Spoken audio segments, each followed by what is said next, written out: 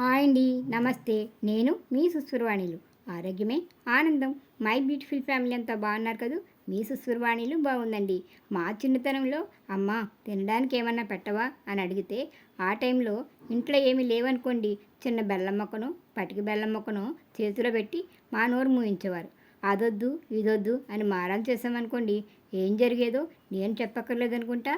బెల్లానికి, పటికి బెల్లానికి మాకు అంత అటాచ్మెంట్ మరి. ఇదెందుకు చెప్పాననుకుంటున్నారా? ఈ మధ్య డాక్టర్లు బెల్లం, పంచదారకి బదులుగా పటిక బెల్లం వాడమంటున్నారు. ముఖ్యంగా పిల్లలకైతే అసలు పంచదారని వాడకపోవడమే మంచిదంటున్నారు. పటిక బెల్లం కూడా చెరుకు రసం నుండే వచ్చిందే కదా. మరి డాక్టర్లు ఎందుకు ఇంత స్పెషల్గా చెప్తున్నారా అని పటిక బెల్లం స్పెషాలిటీని తెలుసుకున్నాను. అవేంటో మీతో పంచుకోవాలనుకుంటున్నాను, వినేయండి మరి.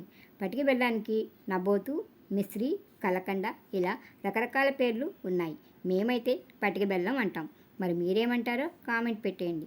పటిక బెల్లాన్ని చెరుకు రసంతోనే చేస్తారు, కాకపోతే ఎలాంటి కెమికల్స్ వాడని ఆర్గానిక్ అన్నమాట. పటిక బెల్లాన్ని నేచురల్ కూలింగ్ అంటారు. కెమికల్స్ వేయనిది కాబట్టి ఆరోగ్యానికి మేలు చేయడానికి, ఇన్స్టెంట్ ఎనర్జీని ఇవ్వడానికి బాగా పనిచేస్తుంది. త్రిదోషాలను నివారిస్తుంది. ఇది రుచిగానే కాకుండా జీర్ణశక్తిని మెరుగుపరుస్తుంది. వేడి శరీరం వాళ్ళు, బాగా సన్నగా ఉండేవాళ్ళు అంటే నాలాంటి వాళ్ళు అన్నమాట. ఒక కప్పు పెరుగులో ఒక స్పూన్ పటిక బెల్లం పొడి కలిపి తింటుంటే బరువు పెరుగుతారని, మోషన్స్ అవుతున్నప్పుడు బాగా నీరసంగా ఉంటారు కదా, అటువంటప్పుడు ఒక గ్లాస్ వాటర్లో పటిక బెల్లం పొడి కలిపి తాగుతుంటే మోషన్స్ తగ్గడమే కాకుండా నీరసం తగ్గి ఎనర్జీ కూడా వస్తుందని వైద్యులు చెప్తున్నారు. కొందరికి ఏది తిన్నా డైజెస్ట్ కాక అజీర్తితో బాగా ఇబ్బంది పడుతుంటారు. ముఖ్యంగా పప్పు లాంటివి తింటే మరింత ఇబ్బంది పడుతుంటారు. అటువంటి వారు సోంపులో కలకండ కలిపి రోజు కాస్త చప్పరిస్తుంటే తిన్న ఆహారం త్వరగా జీర్ణమవుతుంది. అందుకే కొన్ని హోటల్స్లో ఇలా పెడుతుండడాన్ని మీరు గమనించే ఉంటారు కదా. గొంతు బొంగురుపోయినా, గరగరమంటున్నా, దగ్గు వస్తున్నా చిన్న పటిక బెల్లం ముక్కని చప్పరిస్తుంటే రిలీఫ్గా ఉంటుంది. కొందరికి ముక్కు దగ్గరి రక్తనాళాలు సున్నితంగా ఉండి ఏదైనా తగలగానే ముక్కు నుండి రక్తం వచ్చేస్తుంది. అటువంటప్పుడు శుభ్రమైన కొంచెం నీటిలో పటిక బెల్లం కరిగించి ఆ నీటిని 2-3 చుక్కలు ముక్కులో డ్రాప్స్లా వేసుకుంటే రక్తం రావడం తగ్గుతుంది. ఒక్కోసారి పైత్యం ఎక్కువై తల తిరగడం, వాంతులు రావడం జరుగుతుంది కదా. అటువంటప్పుడు చిన్న నిమ్మ ముక్కపై మిశ్రీ పొడిని వేసి చప్పరించిన, నిమ్మరసం పడిన వారు పటిక బెల్లం ముక్కని నోట్లో వేసుకున్న వాంతులు తగ్గుతాయి. తరచూ ఎక్కిళ్లతో ఇబ్బంది పడేవాళ్ళు నీటిలో పుదీనా రసం, పటిక బెల్లం కలిపి తాగుతుంటే ఎక్కిళ్ళకి చెక్ పెట్టచ్చు. బాగా వేడి చేసినప్పుడు యూరిన్కి వెళ్ళడం ఇబ్బందిగా ఉంటుంది. అటువంటప్పుడు నీళ్ళల్లో పటిక బెల్లం వేసి తాగుతుంటే శరీరంలో అతివేడి తగ్గుతుంది. ఈ చిట్కా పిల్లలకి కూడా బాగా పనిచేస్తుందండి.